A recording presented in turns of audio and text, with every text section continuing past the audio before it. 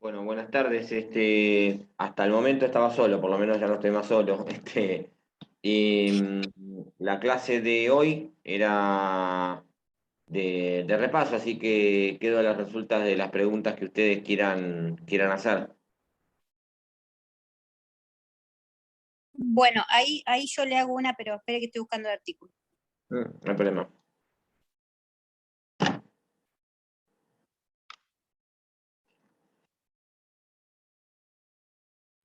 El artículo de 292, el de queja por denegatoria o declaración de deserción, en el inciso 2 dice, en una parte dice, presentada la queja, la Corte decidirá dentro de los 5 días y sin sustanciación alguna si el recurso ha sido bien o mal denegado o declarado desierto. Bueno, después dice, si se diere cualquiera de los dos últimos casos, se procederá como lo determina el apartado tercero del artículo 283.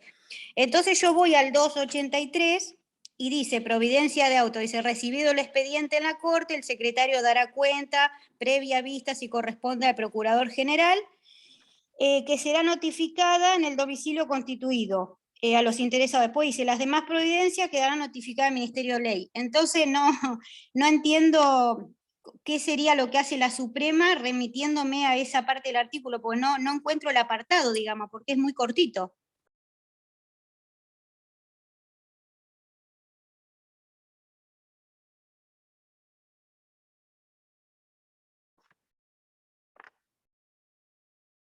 Sí, en realidad el artículo originalmente era distinto y después se modificó y acá no lo arreglaron, digamos. Entonces, hace referencia a un texto que tenía tres apartados y que ya no los tiene, porque fíjate que tiene una reforma, este artículo, por la ley 86-89. En realidad, esto, en resumidas cuentas, lo que dice es lo siguiente, acá la norma lo que dice es lo siguiente, que si está mal denegado, ahí entonces va a dictar la providencia de autos. Si el recurso está bien denegado, se aplican las costas y obviamente que no está ya no estaba conseguido y manda el expediente de vuelta a la instancia de origen, sea tribunal de instancia única o a la Cámara, ¿sí? Pero en Y realidad también, y es- también como ese, hay ah, otro de los recursos que también se remite a ese mismo artículo y al mismo apartado, que y le bueno, pasa ahora no. exactamente lo mismo. Exactamente lo Bueno. mismo. ¿Mm?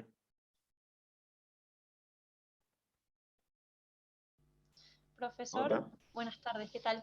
Sí, ¿Cómo hola. está? Yo tengo una consulta acerca del proceso ejecutivo. Sí, Eh, Tengo una consulta porque el 521 dice son los títulos que traen aparejada ejecución.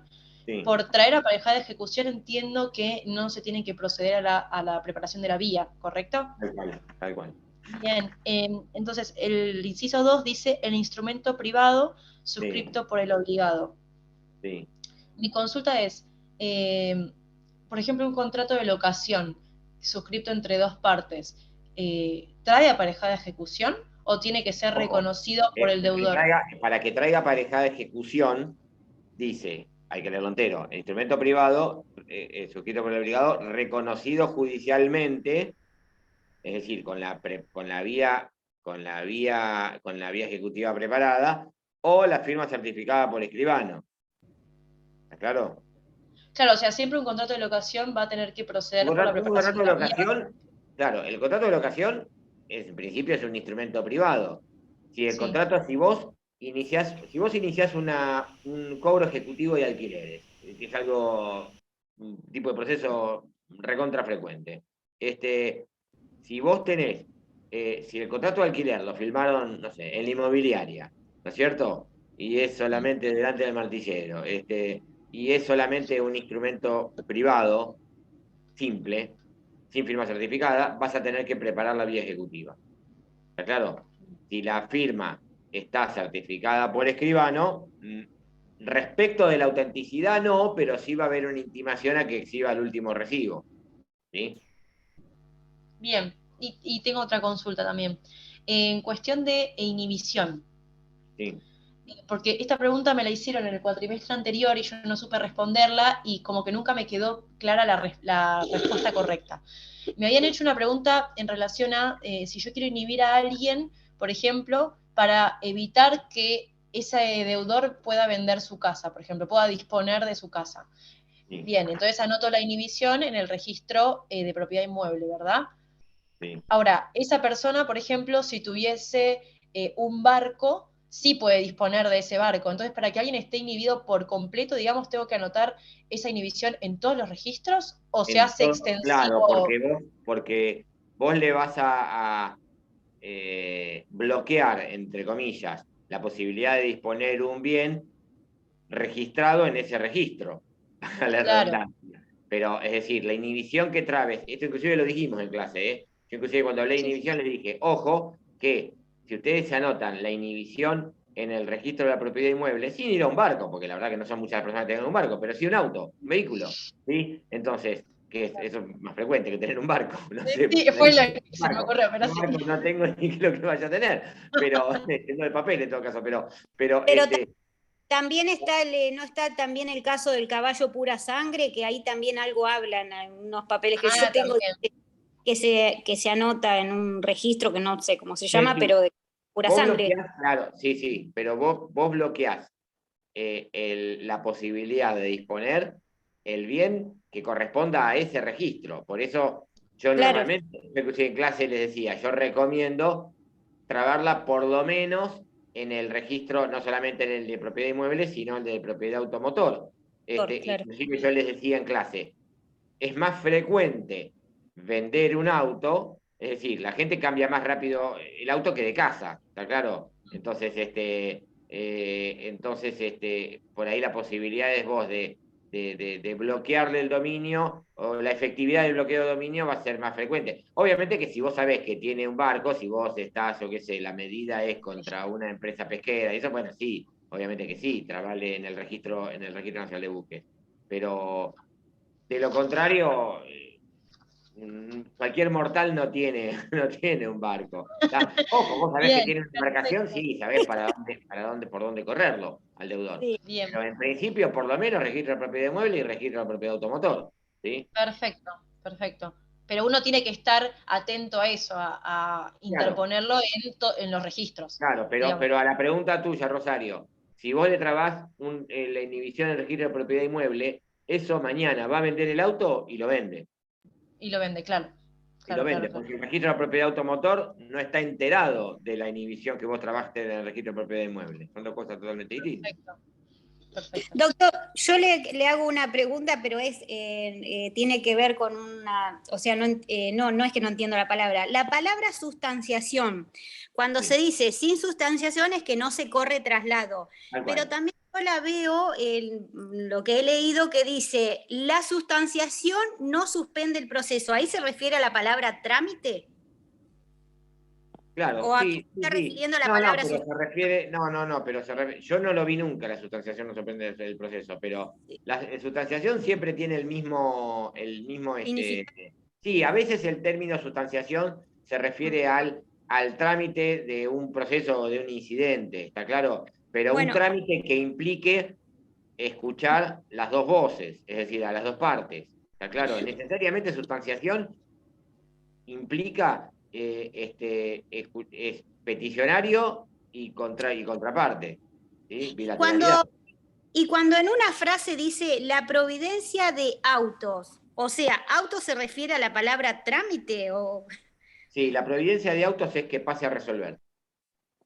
Ah, bien. Bueno, me tenían trabadas esas dos palabras. Yo tengo perdón, otra Sí, consulta en recursos extraordinarios.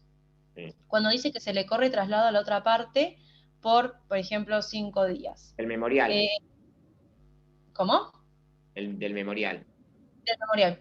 Se le corre traslado por cédula electrónica. En realidad no exactamente no se le corre traslado, se le da un plazo a las dos partes para que presenten, sí, se le corre traslado de la memoria, pero, pero es por, eso es por cédula, sí, exactamente. Sí, En porque acá realidad tengo que... se notifica las partes para que presenten una memoria. La parte Ok. recurrente sobre el recurso que presentó y la recurrida sobre el recurso que presentó la contraria. Porque acá tengo como que la doctora Bodega había puesto, ojo, resoluciones autonotificables.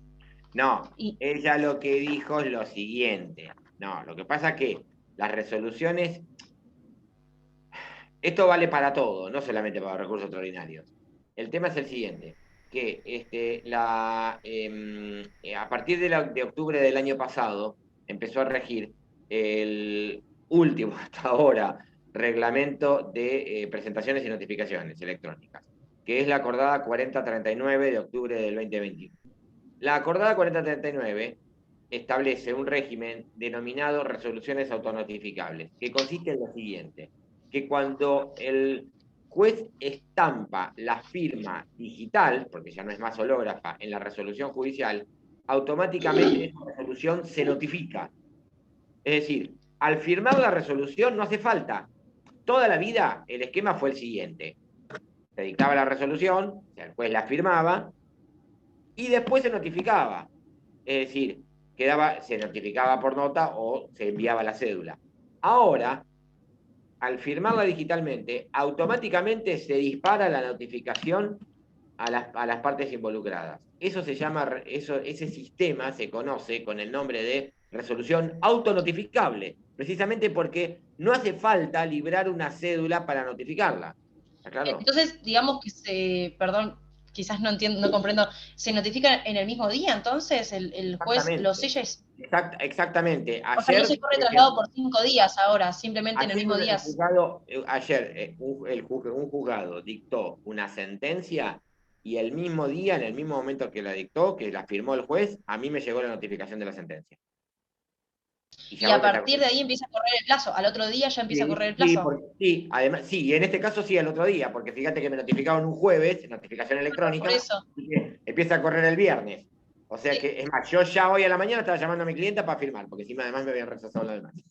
Oh, claro, entonces ahora es como todo mucho más rápido, digamos, como que uno tiene que estar más atento a eso. Pero esa es la idea, Rosario. Es decir, si se Claro, crea un sistema de presentaciones y notificaciones electrónicas, es para evitar todo el tiempo. Es más, una vez, o más de una vez, se han hecho estudios estadísticos tomando un proceso cualquiera y de la duración total del proceso se calculaba todo el tiempo que se perdía en notificaciones. Y mm, de los 4 años que habían hablado el juicio, había 2 años y 10 meses que lo habíamos perdido con notificaciones.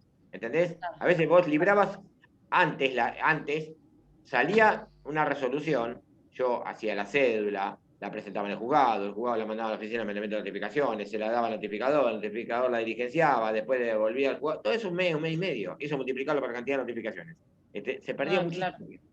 ¿Sí? claro, claro, Entonces, claro. ahora, después, el paso intermedio fue de que salía la resolución y se hacía la cédula de notificación electrónica. Ya no más a notificador, electrónica, pero había que hacer la cédula. Ahora directamente te llega la resolución Claro, notificada. Entonces, y a correr. ¿Mm? claro. ¿Estamos? Perfecto. Entonces, ahora si me preguntan, por ejemplo, si corre traslado, al correrse traslado, por 5 días, por ejemplo, esa resolución ya es autonotificable, digamos, como que no Exactamente, por sale cédula, la sino orden, exactamente, exactamente. se corre traslado y el plazo empieza a correr al mismo tiempo para las dos partes, porque ya no hay Claro, confección de dicta, cédula. sí, claro. Bien. Es decir, sale la providencia de autos, te queda del 283 y Mm, empieza a correr el plazo del 284. O sea, cuando sale, el mismo día, el mismo momento que sale, el mismo día, queda notificado de la resolución y te empieza a correr el plazo. Dentro del claro. régimen de notificación electrónica. Si te llega el miércoles, te correrá el viernes. Quedas notificado el viernes y empieza a correr el lunes. Doctor, Perfecto. yo lo que no entiendo es el efecto diferido. No, no hay caso que lo pueda entender. Ah, El efecto diferido en el recurso de apelación. Bueno, Sí, o sea, entiendo el resto, pero no, el diferido no le encuentro como sentido, ¿no? el régimen es el siguiente. A ver, la regla es efecto inmediato. Es decir, efecto inmediato es, interpongo, ¿sí? Interpongo el recurso, me conceden, si es en relación, fundo, corre traslado de memorial y va a la cámara. Si es libremente, interpongo, va a la cámara, expreso del audio, fundo con la expresión del audio. Corre traslado y después la cámara. Eso es la regla, que es el efecto inmediato. ¿Efecto inmediato qué significa? Lo tratamos ya. Interpongo el recurso y que se trate ahora. No dentro de un año. No el día de mañana. Ahora, la excepción es el efecto diferido. ¿En qué consiste? Es que yo interpongo el recurso, me lo conceden y hasta ahí llego. Y hasta ahí llego. No hago más nada. Está concedido para, y lo voy a tener que, va a tener que tramitar, va a tener que sustanciarse, es decir, voy a tener que fundar, correr traslado a la otra parte, al apelado, y después resolverse, el día de mañana cuando el expediente vaya a la Cámara. ¿Está claro? Entonces, a mí me rechazan un hecho, un ejemplo de recurso con efecto diferido. Me rechazan un hecho nuevo. Apelé la resolución, el juez me concede el recurso y sigue el proceso. Sigue el proceso. El recurso ese quedó stand-by, guardadito, como entienda. El día de mañana, cuando el expediente vaya a la Cámara, en la oportunidad del 255, ¿sí? Mejor dicho, del 250 nuestro, inciso primero, del 255 del 255 nuestro y del 250 en Nación, voy a tener que fundar ese recurso viejo que había interpuesto un año atrás. ¿Está claro? ¿Sí? Entonces, por eso diferido, porque se pospone el trámite del recurso para cuando el expediente vaya a la Cámara. ¿Ah? Profesor, ¿eso es porque tiene alguna razón de ser? Quizás porque no es tan importante decidirlo ahora en el momento. Exactamente, y para no dilatar, entre comillas, entretener el proceso con otra cuestión. ¿Está claro? La idea del proceso.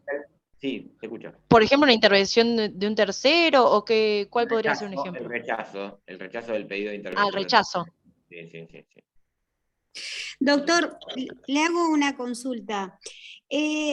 Cuando se habla de instancia última, Sí. ¿Para porque qué? es, ¿A los efectos de qué? no, cuando habla acá, por ejemplo, en una parte en los recursos, creo que es en el recurso de nulidad o de inconstitucionalidad, ¿El federal dice, o provincial? no, de provincial, dice, procede contra sentencia definitiva de jueces o tribunales de última o única instancia. ¿Está hablando de lo mismo que de tribunales colegiados y cámara o no? Es última, esto vale para los 3 extraordinarios provinciales, es decir, bueno, Sí, además de la queja, ¿no? Pero es sí. para inaplicabilidad, nulidad e inconstitucionalidad provincial. Eh, Sí. es la última instancia antes de la Suprema Corte. ¿Cuál es la última instancia antes de la Suprema Corte? La respuesta es depende. ¿Depende de qué? ¿De qué fuero estamos hablando? En el fuero civil y comercial, la última instancia antes de la Suprema Corte va a ser la Cámara de Apelaciones. En el Sí, fuero laboral, por ahora, hasta que se sí. implemente la reforma, es el Tribunal del Trabajo, porque es instancia única. En el, Ajá. en el fuero de O familia, sea la Cámara de Apelaciones. o En el sea fuero, que entonces acá, en el fuero penal, el Tribunal de Casación Penal. claro, entonces acá, o sea, cuando hablamos también en recurso extraordinario de nulidad en provincia y de inaplicabilidad de ley, que dice contra sentencia definitiva de Cámara o de tribunales colegiados de única instancia, prácticamente está diciendo lo mismo que lo que acabo de decir yo recién. Sí, excepto que para el fuero penal también es contra la sentencia del Tribunal de Casación. Claro, bueno, ahí está, no entendía. Profesor, Gracias. en relación a eso, en el recurso extraordinario federal, cuando dice uno de los requisitos propios es que debe existir sentencia definitiva del Superior Tribunal de la causa. Ahí es el Superior Tribunal de la causa. Recuerden que acá hubo una discusión en su momento, que era, ¿cuál es el Tribunal Superior de la causa? Y ahí a quienes entendían que, y había precedentes en los cuales se entendía que una Cámara de Apelaciones provincial podía ser el Tribunal Superior de la causa. Eso ya no es así. En el año 86, en abril de 1986, hubo un precedente que es muy importante, que es Estrada José Luis, Strada, con S, José Luis, donde la Corte Suprema sentó jurisprudencia respecto de qué se entiende por Superior Tribunal de la Causa. Superior Tribunal de la Causa es cuando el proceso viene de una jurisdicción provincial, el superior tribunal de cada provincia. En nuestro caso, la Suprema Corte de la Provincia de Buenos Aires. Es decir, yo para llegar, si en un proceso que se inicia en la provincia, en el fuero ordinario, en la competencia ordinaria de la Provincia de Buenos Aires, para llegar a la Corte de Nación, primero voy a tener que tener sentencia de la Suprema Corte de la provincia. ¿Está claro? Y recién después voy a ir a la Corte de Nación. En otras provincias, bueno, que ya tiene otro nombre, Superior Tribunal, Tribunal Supremo, es lo mismo, ¿sí? En el fuero federal, sí, Claro. voy a ir de Cámara de Apelaciones, ¿está claro? De fuero federal voy a ir de Cámara de Apelaciones a, si bien hay una ley, 26854, creo que es, que creó unas cámaras de casación civil, eso no está implementado, se declaró inconstitucional, así que en la práctica hoy, en el fuero federal sí voy de Cámara Federal, de Mar del Plata, por ejemplo, a Corte de Nación. Ahora, si en un proceso que tramita jurisdicción provincial, el concepto de superior tribunal de la causa es el superior tribunal de cada provincia. Entonces, digamos, es como puede variar, puede ser tanto la Suprema Corte, puede ser la Cámara Federal, depende del fuero que estemos hablando. No, a ver, puede ser, la Suprema Corte es si viene del proceso, estuvo tramitando en la competencia ordinaria de la Provincia de Buenos Aires. Si el proceso estaba tramitando en la competencia federal, será la Cámara Federal que se trate. Claro. Porque vos a la Corte de Nación podés llegar desde cualquier lado, es el superior tribunal de todo el país. Entonces, vos, a la Corte de Nación vos podés llegar por un recurso extraordinario interpuesto contra una sentencia de la Cámara Federal Civil y Comercial de la Ciudad de Buenos Aires, o por un recurso extraordinario interpuesto contra una sentencia del Tribunal Superior de la provincia de Jujuy. Claro, o de la Suprema Corte de Buenos Aires. ¿Sí? Y con lo que se refiere entonces que la cuestión federal debe estar en cada instancia, se refiere a que yo debe estar planteada tiene que estar planteada.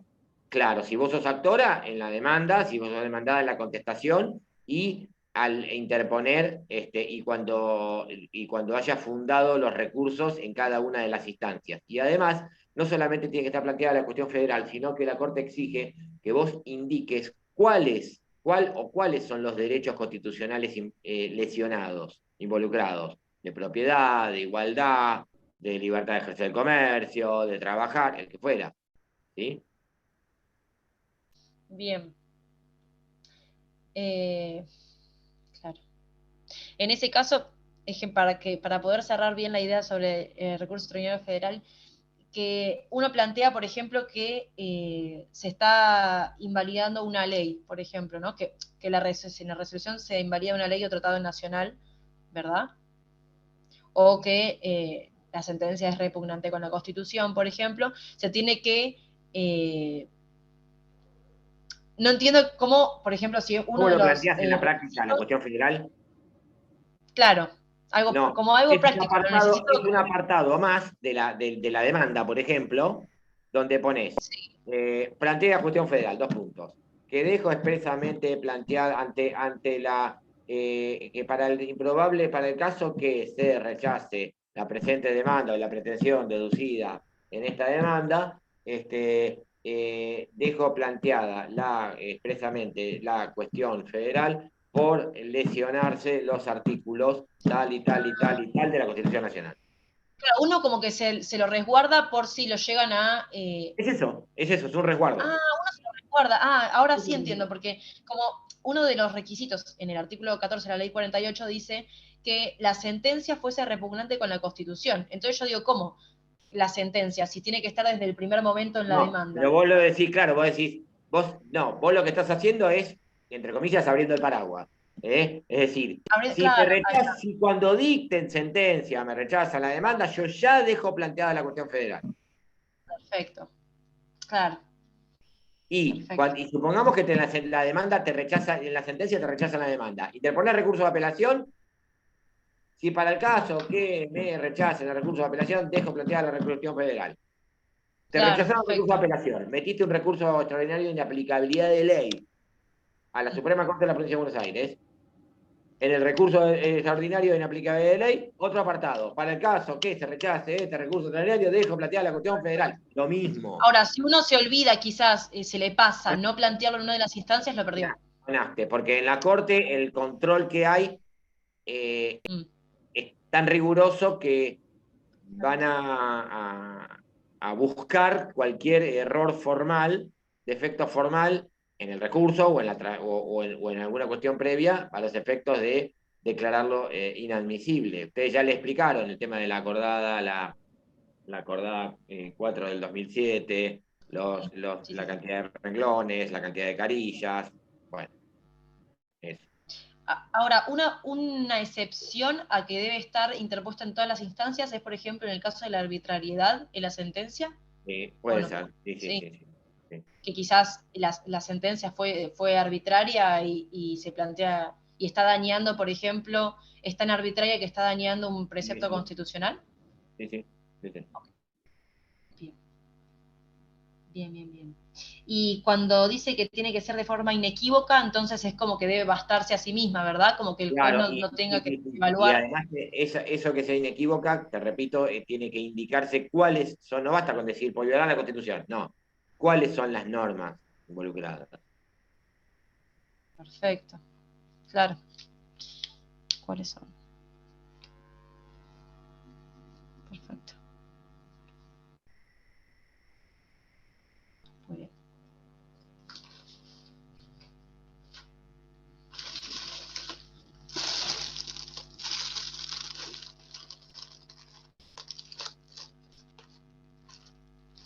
Ahora voy a ver el programa si tengo una pregunta más. Si no...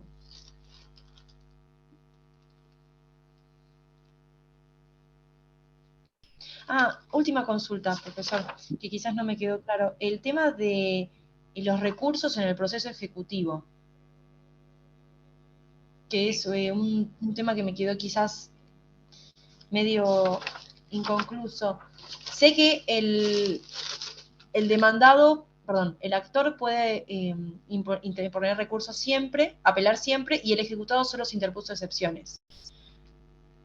Ahora, no entiendo los efectos, porque es como que variaban los efectos, depende del tipo de resolución, y no entiendo por qué algunos sí y otros no.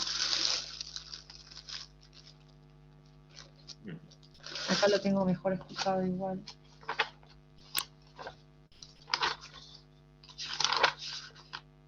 Acá. Sería el artículo 555. Sí. Primero, en principio son todas con efecto diferido, de lo cual hablábamos hoy. Sí. Excepto obviamente la sentencia, la apelación contra el que deniega la ejecución, porque no hay nada para diferir, porque ahí te abortan el proceso, termina el proceso, si quedará firme. Está claro esto de decir, no hay. Si yo inicio una ejecución y el juez me saca un despacho donde me rechaza in limine la ejecución, yo apelo a esa medida, pero esa apelación sí o sí va a ser de efecto inmediato, porque no es que voy a diferir, sino el proceso no continúa. Claro. ¿Está claro? Y las demás resoluciones son diferidas. La sentencia también. ¿Sí? Claro. ¿Las demás son diferidas para la celeridad del proceso, digamos? Exactamente, para evitar, entre comillas, las chicanas. ¿Sí? Claro. No, perfecto, entonces. Y la posibilidad, fíjate el 553, en el primer párrafo, ¿sí? Que la posibilidad de que el ejecutante diera fianza y se le conceda con efecto devolutivo. Es decir, en principio, con lo cual lo que te está diciendo que en principio, si bien es con efecto suspensivo, está la posibilidad, que no está en un proceso de conocimiento, que el ejecutante diga de fianza, es decir, si me va mal, si me dan vuelta la sentencia, yo me comprometo a devolver la plata. Y acá presto una determinada caución y entonces pida que se conceda el recurso con efecto devolutivo para poder ya estar ejecutándola mientras se transmite el recurso. ¿Claro esto? ¿No? Por ejemplo, ¿qué podría ser? A ver, esto sería así. A ver, yo soy ejecutante, ¿sí? Sí.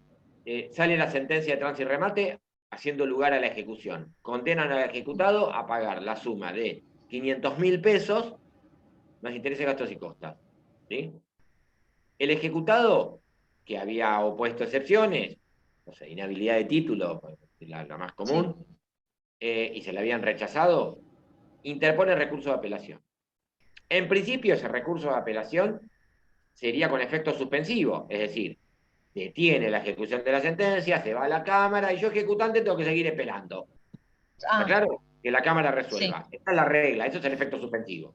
sí. Entonces, yo ejecutante, el 553, primer párrafo, permite que yo ejecutante diga, señor juez, solicito, propongo otorgar fianza, la fianza que usted fije, y que su señoría fije, y que se conceda el recurso con efecto devolutivo.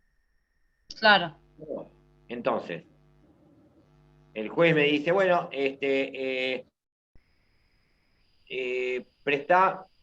depositá un X suma de dinero, ¿sí? O prestá una fianza de carácter personal, ¿sí? Mediante, no sé, una institución financiera, una institución bancaria. ¿Está claro?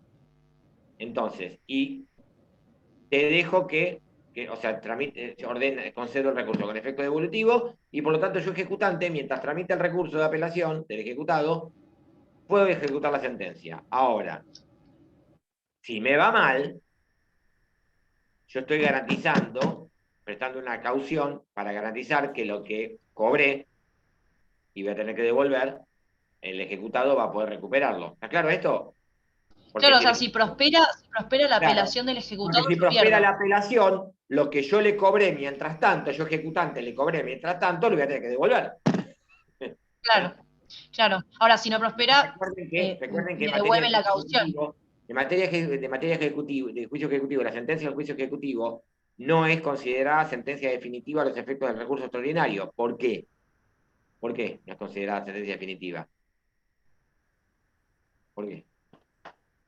Ah, Porque puede haber un proceso de porque puede conocimiento. haber un juicio ordinario posterior, Claro, o por juicio de eso, conocimiento porque posterior. la sentencia, la cuestión no acaba totalmente ahí. Potencialmente está la Claro, posibilidad de modificarlo. claro, claro, claro, claro. Claro, ¿Ah? perfecto. Entonces, ¿se puede interponer un recurso extraordinario federal? No. No, no, provincial no se puede contra una sentencia en juicio ejecutivo. No, federal menos.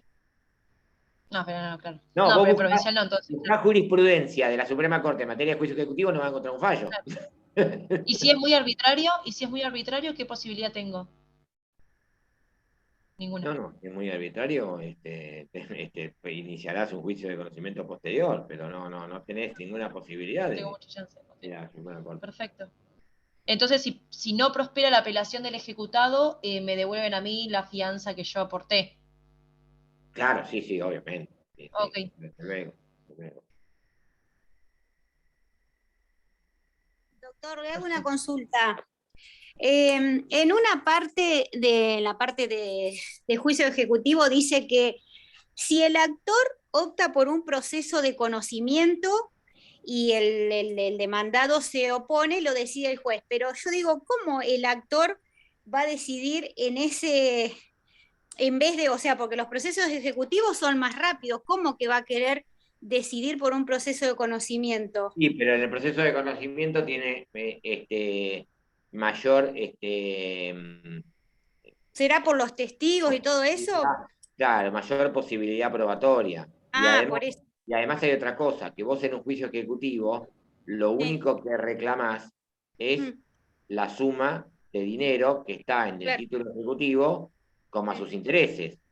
Pero Claro. vos por ahí, el instrumento que está, o la deuda está en el título ejecutivo, pero ese título ejecutivo fue expedido en el marco de un contrato. Entonces, vos lo que querés reclamar también es daños y perjuicios, ¿está claro? Entonces, no solamente, es decir, vos por ahí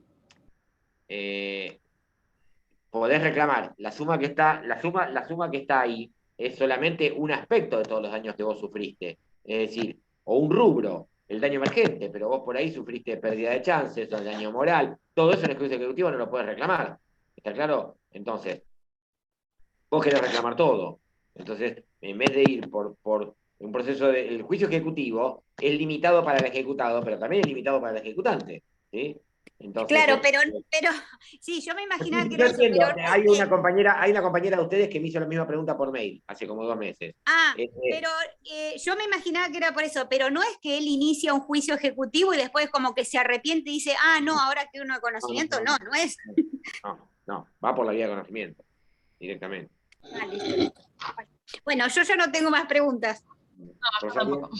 bueno, No, gracias, nos gracias. vemos Gracias. el lunes. Nos Chao. vemos. ¿A Nos qué vemos el hora es? A lunes. las 9, ¿no? A las 9.